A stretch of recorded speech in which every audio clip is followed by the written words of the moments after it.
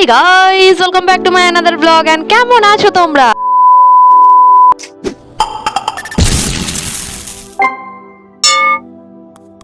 উফ বাবা, যা গরম পড়েছে, আর বোধহয় বেশি দিন বাঁচবো না। তাই মারা যাওয়ার আগে আমার চ্যানেলটা অবশ্যই তাড়াতাড়ি করে সাবস্ক্রাইব করে দিও তোমরা যারা যারা নতুন দেখছো। তো যাই হোক, এই গরমে কে কোথা থেকে আমার ভিডিও দেখো সেটা অবশ্যই আমাকে কমেন্ট করে জানিও। তো এই গরমে আমাকে জোর জবরদস্তি করে পাঠানো হয়েছিল ব্যাংকে, আর ব্যাংক থেকে আবার রিটার্ন ঘরে আসা আমার পক্ষে একদমই ছিল ইম্পসিবল। তো ওখান থেকে আমি যাই সোজা প্রিয়াঙ্কার বাড়ি অ্যাজ ইউজুয়াল, কারণ ব্যাংকের খুব কাছে ওর বাড়ি। আর স্পেশালি ওর বাড়ি যাওয়ার আরও একটা কারণ ছিল, সেটা হচ্ছে আমাদের একটা প্ল্যান হয়েছিল ঘুরতে যাওয়ার, সেটা নিয়ে একটু ডিসকাস করতে যাই। কিন্তু ভাগ্যটা এতটাই খারাপ ছিল, যাওয়ার সাথে সাথে জানতে পারি যে প্ল্যানটা ক্যান্সেল হয়ে গেছে।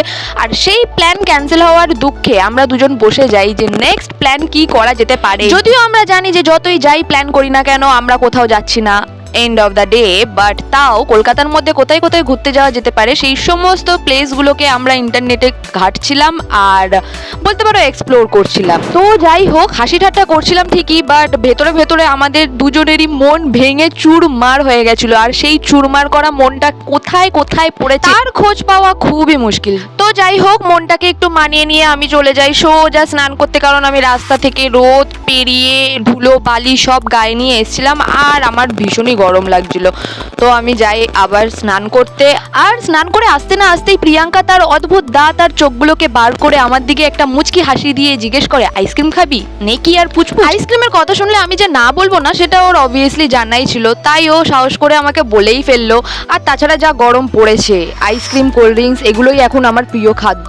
তো যাই হোক, একটা আইসক্রিম অর্ডার করতে গিয়ে পুরো ব্লিঙ্কিটের ওপর থেকে নিচ অবধি ঘুরে তাকে ঘেটে ঘুটে তার পিন্ডি চটকে দিয়ে তারপরে দুটো আইসক্রিম ও অর্ডার করে। মানে সিরিয়াসলি আমি বুঝলাম না দাবিটা কি ছিল। আর এদিকে আইসক্রিম খাওয়ার লোভে আমার ন্যূনতম ব্যাংক ব্যালেন্সকে একদম জিরো ব্যাংক ব্যালেন্সে পরিণত করার দুঃখে আমি একটা ঘুম দেওয়ার পর উঠে দেখি ম্যাডাম রেডি হয়ে গেছে, আর আমাকেও বলে যে রেডি হ ঝটপট। আমার থেকে আগে রেডি হওয়ার পরেও কোনো না কোনো কারণে অলওয়েজ দেরি করা প্রিয়াঙ্কা।